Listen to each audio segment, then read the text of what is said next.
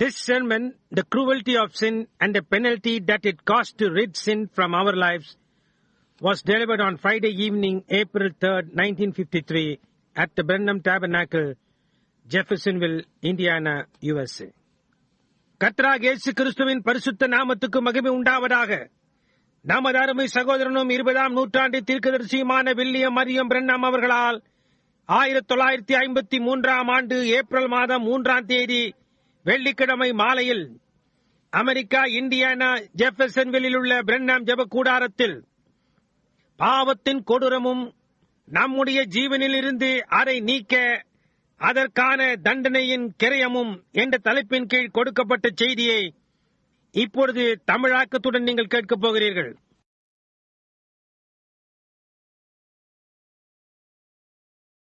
Now, I want you to notice how that strain that was Satan in Cain. இப்பொழுது எப்படியாய் அந்த கூர் பாங்கானது, அதாவது சாத்தானில் இருந்தது, எப்படியாய் காயினுக்குள் வந்தது என்பதை கவனிக்க வேண்டும் என்று நான் விரும்புகிறேன்.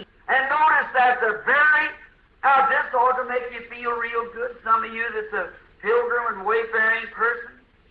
இது நிச்சயமாக உங்களுக்கும் வழிபோக்கராயும் புனித யாத்திரையிலும் இருக்கின்றவர்களில் சிலருக்கும் இது நல்லுணர்வை உண்டாக்க வேண்டும். And we have to maybe say, well, I wish we could do this in our church and that.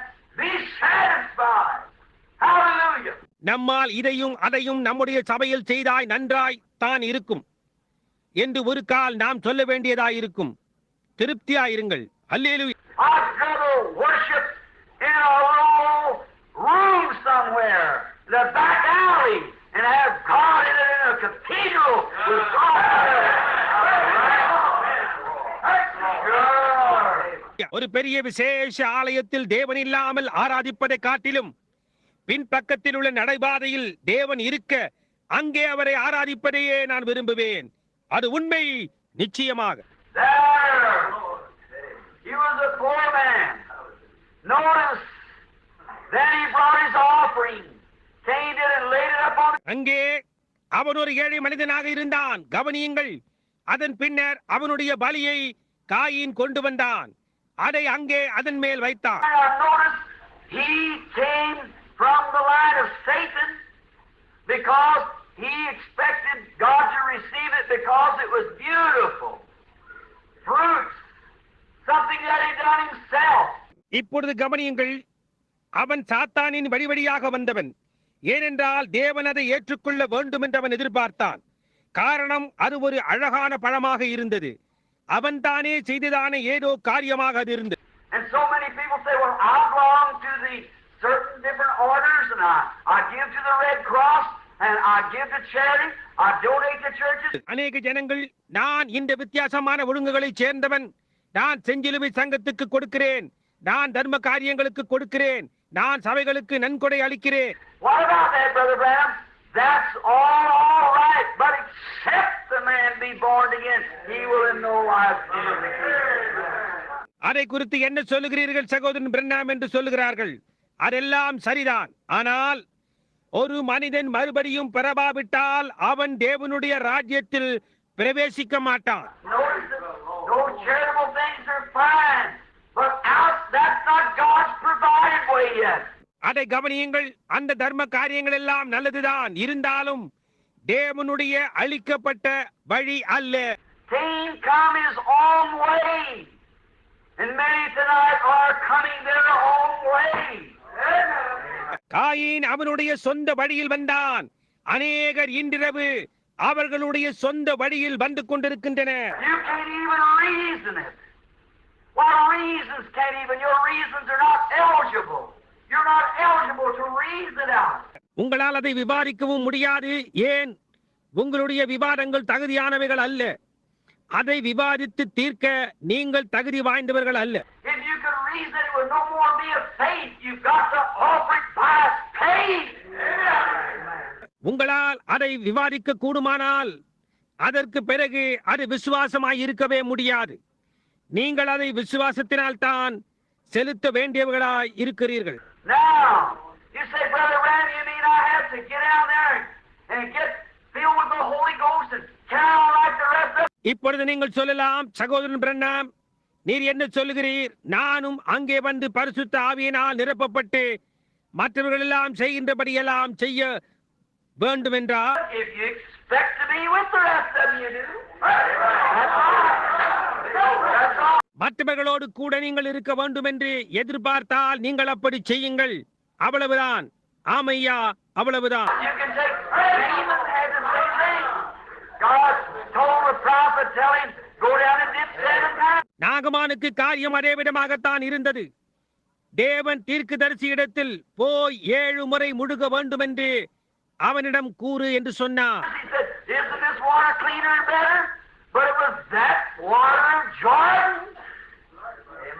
அதற்கு அவன், இந்த தண்ணீர் அதை காட்டிலும் மேலானதாயும் சுத்தமானதாயும் இல்லையோ என்று கூறினான். ஆனால் அதுவோ யோர்தானின் அந்த தண்ணீராயிருந்தது. Looks pretty bad sometimes, but I wish everyone here tonight would look at Calvary and what it cost God 1900 years ago and would raise your hand and say, I'll take the way with the Lord despise you. சில நேரங்களில் மிகவும் மோசமாய் இருக்கிறது. ஆனால் 1900 வருடங்களுக்கு முன்னர் தேவன் என்ன ஒரு கரியத்தை செலுத்த வேண்டியதா இருந்தது என்பதை நீங்கள் எல்லாரும் இன்றிரவு கல்வாரியை நோக்கி பார்க்க வேண்டும் என்று நான் விரும்புகிறேன். நீங்கள் உங்களுடைய கரத்தை உயர்த்தி கர்த்தருடைய அசட்டை பண்ணப்பட்ட சிலரின் வழியை நான் எடுத்துக்கொள்வேன் என்று கூறுங்கள். You say I have to join with those guys that Brother Tom's or some of them call holy rollers? நான் பரிசுத்த உருளை என்று சகோதரன் தாம் அல்லது அவர்களை சேர்ந்தவர்களை கூறுகிறார்களே, அப்பேற்பட்டவர்களோடு சேர்ந்து கொள்ள வேண்டும் என்று நீர் கூறுகிறீரா? Brother, I've been around the world for 3 times and I've never seen a holy roller yet. No, sir. சகோதரனே, நான் ஏறக்குறைய 3 முறைகள் உலகத்தையே சுற்றி வந்திருக்கிறேன். இன்னமும் நான் ஒரு பரிசுத்த உருளையை காணப்போகிறேன். இல்லை ஐயா. I've seen holiness, but not a holy roller. நான் பரிசுத்த கூட்டத்தாரை பார்த்திருக்கிறேன், ஆனால் பரிசுத்த உருளைகளை பார்க்கவில்லை. That's a name the devil tacked on the church. அது சபையின் மேல் ஒட்டப்பட்டுள்ள பிசாசின் அட்டையாயிருக்கிறது. God said, without holiness no man shall see God. தேவன் சொன்னார், பரிசுத்தம் இல்லாமல் ஒருவனும் தேவனை தரிசிக்க முடியாது. Yourself about. That's God's அதை குறித்து நீங்கள் உங்களை தானே பொருத்திக் கொள்ளலாம். அது தேவனுடைய படியாய் இருக்கிறது. You say people that scream and shout and go on, brothers, that's what it is. கூச்சலிட்டும் சத்தம் போட்டும் அந்த விதமாய் இருக்கின்ற ஜனங்களையா நீர் கூறுகின்றீர் எனலாம். சகோதரனே, அதுதான் அதுவாக இருக்கிறது. Well, you say, that seems crazy to me. That's the reason you ought to be born again. ஏன் அது எனக்கு பைத்தியமாய் தோன்றுகிறது என்று நீங்கள் கூறலாம். அந்த காரணத்தினால் தான் நீங்கள் மறுபடியும் பிறக்க வேண்டியதாயிருக்கிறது. நீங்கள் மறுபடியுமாய் பிறந்திருந்தால் அப்பொழுது அது பைத்தியமாய் இருக்காது. நீங்கள் எங்களோடு இருப்பீர்கள். They thought the same as you did one time. That's right. ஒரு சமயம் நீங்கள் செய்தது போலவே அவர்களும் நினைத்தார்கள். They thought the same as you did until they got into it themselves. அவர்கள் தாமே அதை பெற்றுக்கொள்ளும் வரைக்கும் நீங்கள் செய்தது போலவே அவர்களும் நினைத்தார்கள். It's a change, a conversion. Convert means to change anything.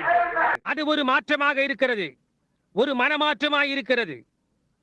மாற்றம் என்பதன் அர்த்தம் எந்த காரியத்தையும் மாற்றுதல் என்பதாகும். And except a man dies out to himself and say, Lord, I don't know nothing about it, just take me in. Amen. Then God will do it. ஒரு மனிதன் தனக்குத்தானே மரிக்கவில்லை. கர்த்தாவே, அதை குறித்து எனக்கு ஒன்றும் தெரியாது, என்னை உள்ளே எடுத்துக்கொள்ளும் என்று கூறுவதாகும். ஆமென். அப்பொழுது தேவன் அதை செய்வார். புரிகின்றதா? Now, hallelujah. Cain said, I'll lay all this down. God refused it. இப்பொழுது காயின், நான் இவைகளை எல்லாம் இங்கே வைத்து விட்டேன் என்றான். தேவனோ அதை நிராகரித்து விட்டார். He made it all pretty and maybe you think, well, I'm going to sunrise service, I got to have a new bonnet.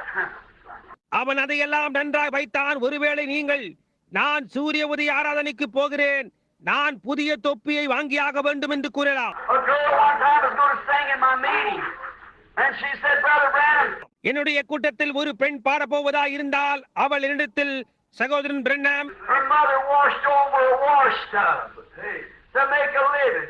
And she had to have one of them kinking in her hair. You know, what is she called? Tell me what the thing is in her hair. அவளுடைய தாயானவள் ஜீவனத்திற்காக வேண்டி துணி துவைத்துக் கொண்டிருந்தாள். தலையில் வைத்துக் கொள்வார்களே கிங்கிங், அது ஒன்று அவளுக்கு தேவையாயிருந்தது. உங்களுக்கு தெரியுமே அது என்ன? நகங்களை அழகுபடுத்துவதா? அல்லது அந்த காரியத்துக்கு நீங்கள் என்ன சொல்வீர்கள்? தலையில் வைத்துக் கொள்வார்களே. I know that's wrong. I can't never think of that name of that. I don't know much of it. நான் சொல்வது தவறு என்று எனக்கு தெரியும். அந்த பெயரை எனக்கு ஞாபகத்தில் வரவில்லை. அதை குறித்து எனக்கு அதிகம் தெரியாது. டோனியா? Permanent in it. That's what it was. Permanent அதில் இருக்கிறது. அதுதான் அது. And she had to have one in her hair before she could sing in the choir. And the poor old mammy washing over a wash tub to make her a living. That's it, Lord. பாடல் குழுவில் பாடுவதற்கு முன்னர் அதில் ஒன்று அவளுடைய தலையில் இருக்க வேண்டும். அவளுடைய தாயோ ஜீவனத்திற்காக துணிகள் துவைக்கிறார். When she went and got her permanent, then I wouldn't let her sing because she wasn't fit to sing. Right? அவள் போய் அந்த பெர்மனன்ட்டை தனக்கு வாங்கிக் கொண்டு பாட வந்தாள். நான் உன்னை பாட அனுமதிக்க மாட்டேன் என்றேன். அவள் அதை செய்தபடியால் அவள் பாடுவதற்கு தகுதியற்றவளானாள். சரிதானே? God help us to keep the pulpit clean, What's the matter with the world today? பிரசங்க பீடத்தை சுத்தமாக வைத்துக் கொள்ள தேவன் உதவி செய்வாராக. எப்படி இருந்தாலும் இன்றைக்கு உலகத்தோடு காரியங்கள் அவர்களுடையதில் அப்படியாய்தான் இருக்கிறது. Listen, brother, I believe in an old-fashioned sassafras experience. Way back there in the bushes where you grub all the roots of bitterness and stir up the ground. That's right, plant the seed. கவனியுங்கள் சகோதரனே, எனக்கு அந்த பழைய மாதிரியான சாசபரஸ் அனுபவம் தான் பிடிக்கும். அதாவது அங்கே அக்காலத்தில் புதர்களில் எல்லாவித கசப்பான வேரையும் தேய்த்து எடுத்துவிட்டு பூமியை நன்றாக கலக்கிவிட்டு அது உண்மை பின்னர் விதைப்பார்.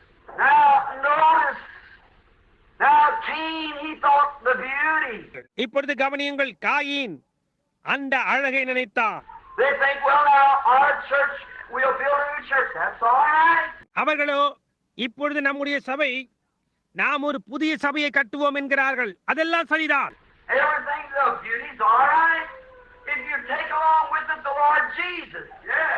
எல்லா காரியங்களும் அழகு பட்டினதா இருக்கிறது. அதெல்லாம் சரி. நீங்கள் கர்த்தராகி இயேசுவை அதனோடு கொண்டு போனால் அதெல்லாம் சரி. பின்னர் நீங்கள் அவரை முதன்மையாய் வைத்தால் அவர் மீதியுள்ள எல்லாவற்றையும் பார்த்துக் கொள்வார். யாரோ ஒருவர், சகோதரன் பிரண்ணாம், இந்த விதமாய் காட்சியளிக்கின்ற இந்த பெண் பீடத்தண்டை வர வேண்டும் என்று நினைக்கிறீரா என்று கேட்டார்.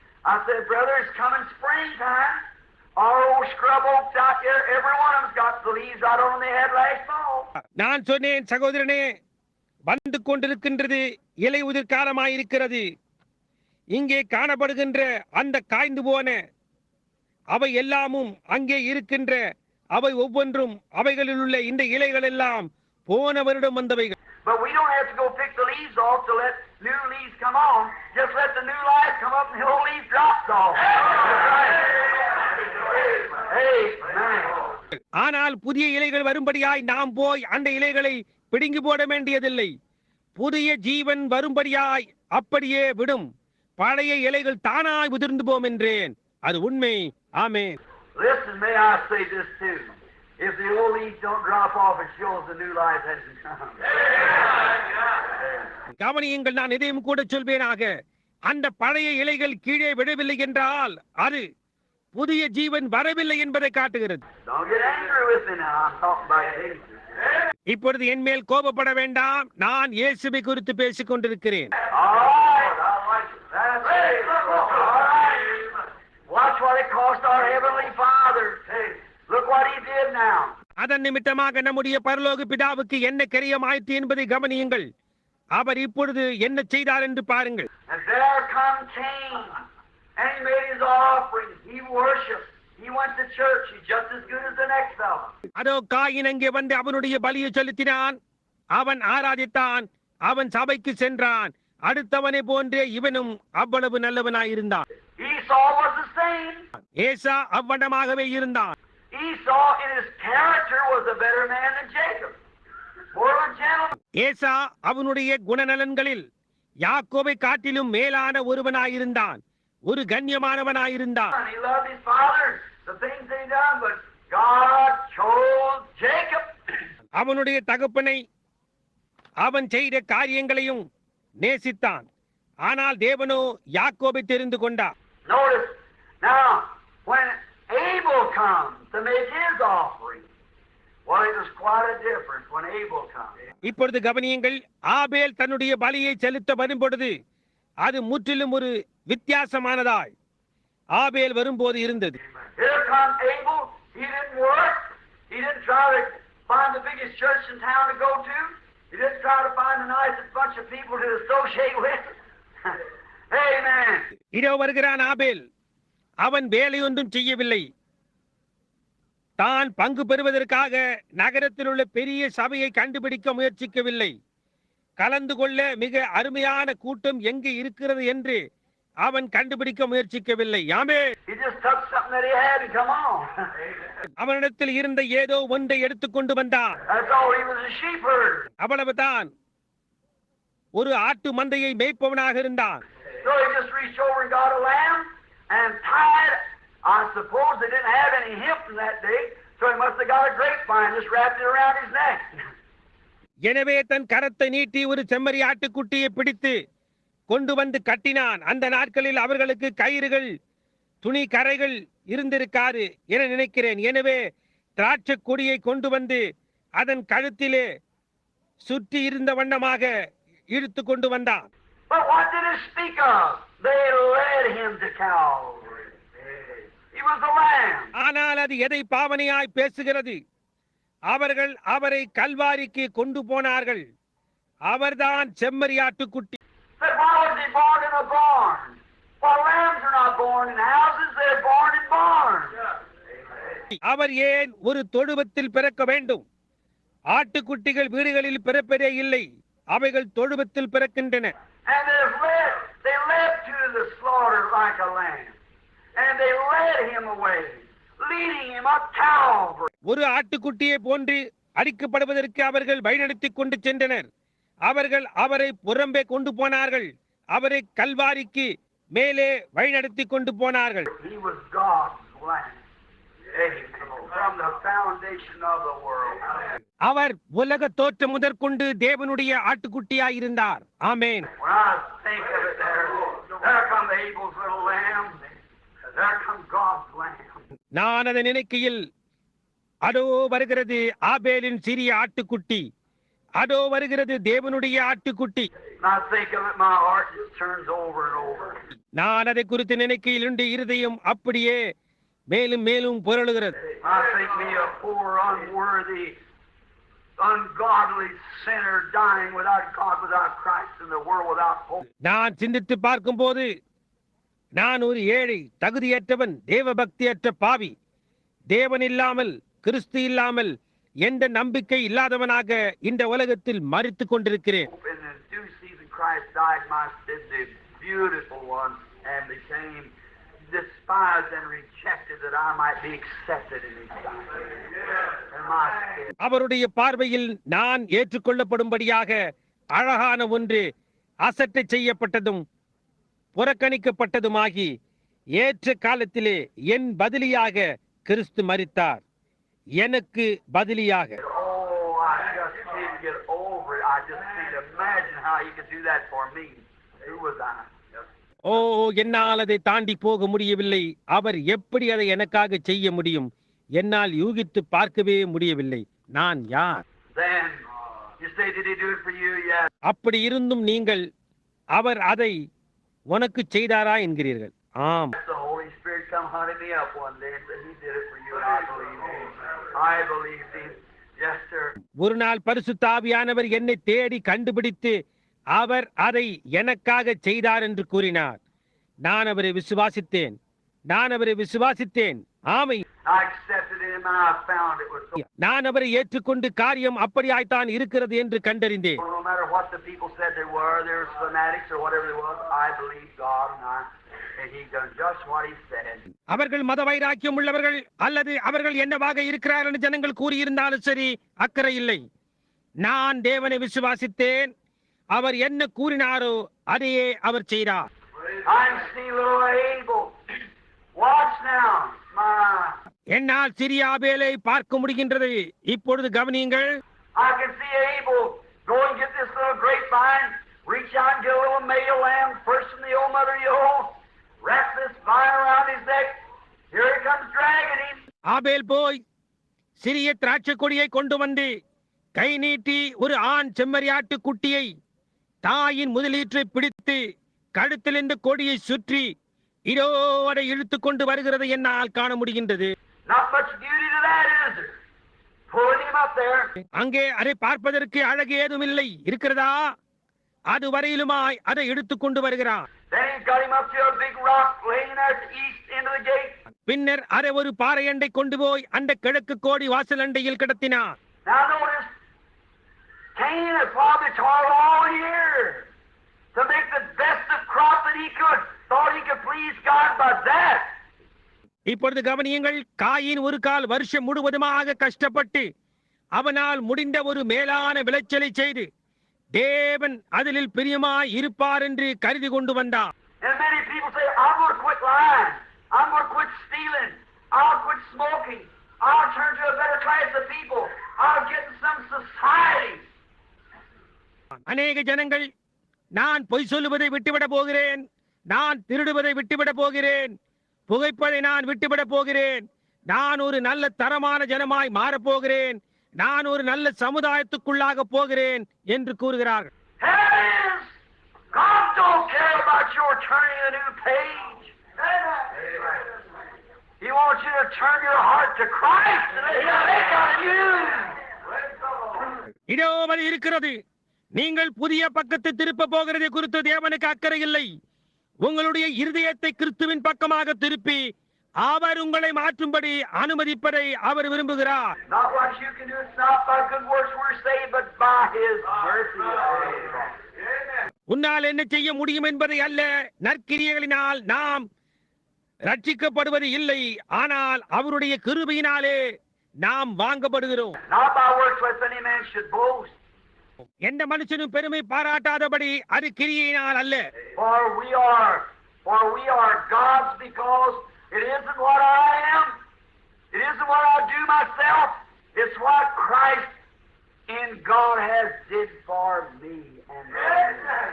ஏனென்றால் நான் என்னவா இருக்கிறேன் என்பதை பொறுத்ததல்ல அது, நான் என்ன செய்கிறேன் என்பதை பொறுத்ததல்ல அது, என்னுடையது என்பது அல்ல அது, அது கிறிஸ்து தேவனுக்குள்ளாக எனக்காகவும் உனக்காகவும் என்ன செய்திருக்கிறார் என்பதே அதை பொறுத்ததாயிருக்கிறது.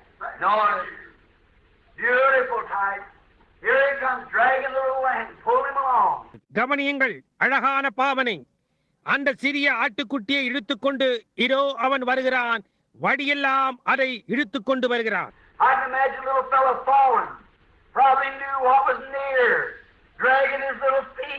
என்னால் யுகித்து பார்க்க முடிகிறது. அந்த சிறிய ஆட்டுக்குட்டிக்கு என்ன நெருங்கி இருக்கிறது என்று ஒருவேளை அறிந்திருக்கலாம். அதனுடைய சிறு கால்களை இழுத்துக் கொண்டிருந்தது.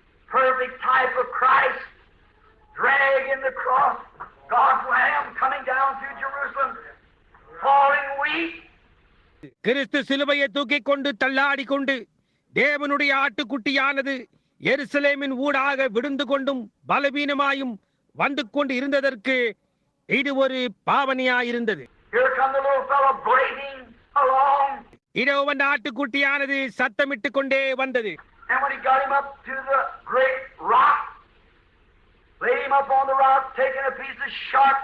அந்த பெரிய பாறை அண்டை அவனை கொண்டு வந்ததும் அதை அந்த பாறையின் மேல் கிடத்தி ஒரு கூரான கல்லை எடுத்துக்கொண்டு Yes, they had no knives in those days. Laid him like that, took him by the back of his head and pulled him up like this, took a knife, the rock and began to chop his little throat. And the began to beat through his throat. எனக்கு தெரியாது, நான் யூகிக்கிறேன். அந்நாட்களில் அவர்களுக்கு கத்திகள் கிடையாது. அந்த வண்ணமாக அதை கடத்தினான்.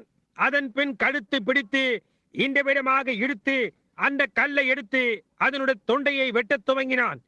அந்த கல் அதன் தொண்டையின் ஊடாக அடிக்க துவங்கிய.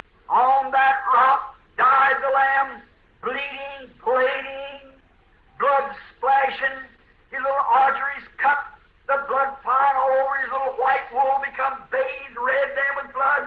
அந்த பாறையின் மேல் அந்த ஆட்டுக்குட்டி மரித்தது. ரத்தம் கசிந்து ஓடிக்கொண்டு அது சத்தமிட்டுக் கொண்டும் ரத்தம் பீரிட்டுக் கொண்டும் இருதய ரத்தம் தமனிகள் உடைந்து எல்லா இடத்திலும் ரத்தம் சிதறியது. அதனுடைய வெள்ளையான ரோமம் எல்லாம் ரத்தத்தினால் குளிப்பாட்டப்பட்டு சிவப்பாக இருந்தது. God looked down from the heaven and said, "That's it. Now you got it. That's the way." தேவன் பரலோகத்திலிருந்து கீழே நோக்கி பார்த்து, அதுதான் காரியம், இப்பொழுது உங்களுக்கு புரிகின்றதா, அதுதான் வழி என்றார். The blood spurting from his little veins. What was it? அதனுடைய சிறிய நரம்புகளில் இருந்து ரத்தம் பீரிட்டு வந்தது. அது என்னவாக இருந்தது? Of the Son of God, 1900 and something years ago, this afternoon, he was led from prison. He was taken to the judgment seat, and from there to the hall of scourges. From there up Golgotha, pulled up the hill. 1900 சில வருடங்களுக்கு முன்னர் இந்த பிற்பகல் வேளையிலே தேவனுடைய குமாரனை பற்றினதாய் அது இருக்கிறது. சிறையிலிருந்து அவர் கொண்டு போகப்பட்டார். அவர் நியாயாசனத்துக்கு முன்பாக கொண்டு செல்லப்பட்டார். அங்கிருந்து வாரினால் அடிக்கப்படும்படி கொண்டு போகப்பட்டார். அங்கிருந்து கொல்கதாவிற்கு குன்றின் மேல் இழுத்து கொண்டு போகப்பட்டார். Simon the Cyrene helped him bear the cross. அவர் சிலுவையை சுமந்து கொண்டு போக சீரேனே ஊரானாகிய சீமோன் அவருக்கு உதவி செய்தார். And there died on the rock of ages with his blood beat out of him, his body striped. Hallelujah! காலங்களாய் இருந்த கண்மலையின் மேல் மரித்தார். அவருடைய சரீர வஸ்திரங்களை உரிந்து கொண்டார்கள். ஹல்லேலூயா!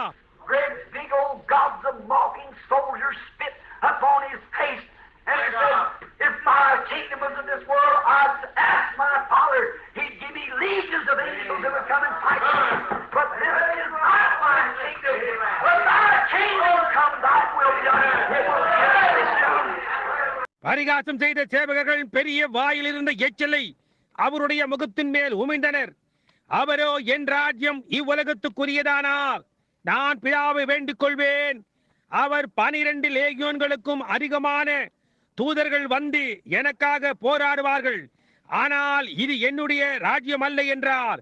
ஆனால் உம்முடைய ராஜ்யம் வருவதாக, உம்முடைய சித்தம் செய்யப்படுவதாக. அது இங்கே வெகு சீக்கிரத்தில் இருக்கும். Thy kingdom come, thy will be done. Oh my! உம்முடைய ராஜ்யம் வருவதாக, உம்முடைய சித்தம் செய்யப்படுவதாக. ஓ என்னே! When Billy Sunday said one time that in every tree said an angel, say just pull your hand loose and point your finger. That's all you have to do. We'll settle the question down here. ஒரு சமயம் பில்லி சண்டை அவர்கள், ஒவ்வொரு மரத்திலும் ஒரு தூதன் உட்கார்ந்து கொண்டு அவர் மட்டும் கரத்தை எடுத்து விரலை சுட்டி காட்டினால் போதும், அவர் செய்ய வேண்டியதெல்லாம் அவ்வளவுதான், நாங்கள் இங்கே காரியத்தையே முடித்து விடுவோம் என்று கூறினார்கள் என்று அவர் சொன்னார். I believe it's the truth. என்றே, அது உண்மையா இல்லையா? Caiaphas looked by and said, "He saved others himself, he cannot save." Is the greatest compliment was ever paid him. காய்பா அப்படி பக்கமாய் பார்த்து, இவன் மற்றவரை ரட்சித்தான், தன்னை தான் ரட்சித்துக் கொள்ள திராணி இல்லை என்று கூறினான். அவருக்கு கொடுக்கப்பட்ட புகழுரைகளில் அது மிக மகத்தானதாய் இருந்தது. If he saved himself, he couldn't save others, so he gave his life that he could save others. அவர் மட்டும் அவரை ரட்சித்துக் கொண்டிருந்தால் அவரால் மற்றவர்களை ரட்சித்திருக்க முடியாது. எனவே மற்றவர்களை ரட்சிக்கும்படியாக அவருடைய ஜீவனை அவர் கொடுத்தார். அல்லேலூயா, ஆமென். All we like sheep have gone astray. God laid upon him the iniquity of us all. ஓ, நாம் எல்லாரும் ஆடுகளை போல வழி தப்பி திரிந்தோம். தேவனோ நம் எல்லாருடைய அக்கிரமத்தையும் அவர் மேல் விழ பண்ணினார். He was led to the slaughter like a sheep. He was led like a sheep dumb before his shears open, not his mouth. அடிக்கப்படும்படி கொண்டு போகப்படுகிற ஒரு ஆட்டுக்குட்டியை போலவும் தன்னை மயிர் கத்திருக்கிறவனுக்கு முன்பாக சத்தமிடாதிருக்கிற ஆட்டை போலவும் அவர் தம்முடைய வாயை திறவாதிருந்தார். Yet he was wounded for our transgressions, bruised for our iniquity. The chastisement of our peace upon him, and with his stripes we are healed. இருப்பினும் நம்முடைய மீறுதல் நிமித்தம் அவர் காயப்பட்டு நம்முடைய அக்கிரமங்களை நிமித்தம் அவர் நொறுக்கப்பட்டார். நமக்கு சமாதானத்தை உண்டு பண்ணும் ஆக்கினை அவர் மேல் வந்தது. அவருடைய தழும்புகளால் குணமாகிறோம். How could you reject such matchless love? அந்த இணையற்ற அன்பை உங்களால் எப்படி புறக்கணிக்க முடியும்? To see him as he goes staggering up the hillside, poor little weak, frail body bending beneath the load. பாவமான சிறிய பலவீனமான மெலிந்த சரீரம் பாரத்தின் கீழ் குனிந்து கொண்டு மலையின் பக்கமாக தள்ளாடிக்கொண்டு அவர் போகின்றதை காண்கிறதென்றால், ஓ, I think of the poet when he sat there that day. He caught a glimpse of it. And he wrote, mid-rendering rocks and darkening skies, my Savior bowed his head and died. The open veil revealed the way to heaven's joy and endless day. அன்றொரு நாள் அந்த புலவன் அங்கே உட்கார்ந்து கொண்டிருந்த போது அதன் ஒரு சன தோற்றத்தை அவன் கண்டு இதை எழுதினான். என்னுடைய இரட்சகர் அவருடைய தலையை சாய்த்து மரித்தார். பாறைகள் பிளந்தது, வானங்கள் இருண்டது. பரலோகத்தின் சந்தோஷத்திற்கும் முடிவில்லாத நாளுக்கும் திறக்கப்பட்ட திரையானது வழியை வெளிப்படுத்தினது. What a Savior! Oh my, how could I reject such matchless love for one who would do that for me and you? என்ன ஒரு இரட்சகர்! ஓ என்னே, எப்படி நம்மால், எப்படி என்னால் எனக்கும் உங்களுக்கும் அப்பேற்பட்ட காரியத்தை செய்த ஒருவருடைய அந்த இணையற்ற அன்பை தள்ளிவிட முடியும்? I trust tonight, my brother, sister, that you will come. என்னுடைய சகோதரனே, சகோதரியே, இன்றிரவு நீங்கள் வருவீர்கள் என்று நான் நம்புகிறேன். God, that was God's provided way. That's the way for you. தேவன், அது தேவனுடைய அளிக்கப்பட்ட வழியாய் இருக்கிறது. அதுதான் உனக்குள்ள வழியாய் இருக்கிறது. That's the only one who can have anything to do with you. உன்னோடு கூட ஏதாவது காரியத்தை செய்ய கூடுமானால் அது அவர் ஒருவரால் மட்டுமே கூடும். That's the one that took your place. அந்த ஒருவர் தான் உன்னுடைய ஸ்தானத்தை எடுத்துக்கொண்டார். That's the one who stands tonight, a resurrected Redeemer, standing at the right hand of the Father tonight, begging and pleading for every sinner that's in this building to come to him. அந்த ஒருவர் தான் இன்றிரவு ஒரு உயிர்த்தெழுந்த மீட்பராக பிதாவின் வலது பாரசத்தில் நின்று கொண்டிருக்கிறார். இந்த கட்டடத்தில் ஒவ்வொரு பாவியையும் அவரிடத்தில் வரும்படியாய் கெஞ்சிக் கொண்டும் வேண்டிக் கொண்டும் உங்களை இன்றிரவு பார்க்கிறார். I trust that you will. I trust that you won't let this Easter pass. நீங்கள் வருவீர்கள் என்று நான் நம்புகிறேன்.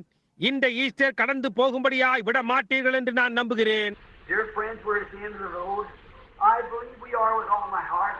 We're down to the end of the road. நாம் பாதையின் முடிவிலே இருக்கிறோம். அருமையான நண்பர்களே, நாம் பாதையின் முடிவிலே இருக்கிறோம் என்று என்னுடைய முழு இருதயத்தோடும் நான் விசுவாசிக்கிறேன். நாம் பாதையின் கடைசி முடிவானதில் இருக்கிறோம். May the Lord Jesus bless you.